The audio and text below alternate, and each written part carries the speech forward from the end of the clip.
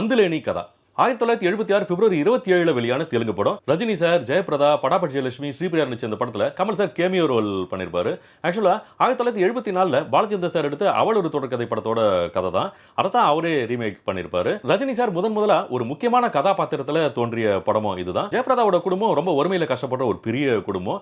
விதவை தங்கச்சி, கல்யாணமாகாத இன்னொரு தங்கச்சி, பார்வையில்லாத தம்பி, அம்மா, பொறுப்பில்லாத குடிகார அண்ணனான ரஜினி சார், அண்ணி, அப்புறம் அவங்களோட குழந்தைகள்னு ஒட்டுமொத்த குடும்பமும் நம்பி இருக்குது ஜெயபிரதாவோட சம்பாத்தியத்தை தான். ஏன்னா அப்பா பொறுப்பில்லாம இவங்களை விட்டுட்டு போயிருப்பாரு.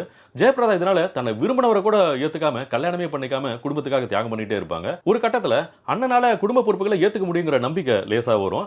அந்த தைரியத்துல தன்னோட முதலாளியா இருக்கிற கமல் சாரோட கல்யாண ப்ரொபோசலை ஏத்துக்க தயாராயிடுவாங்க.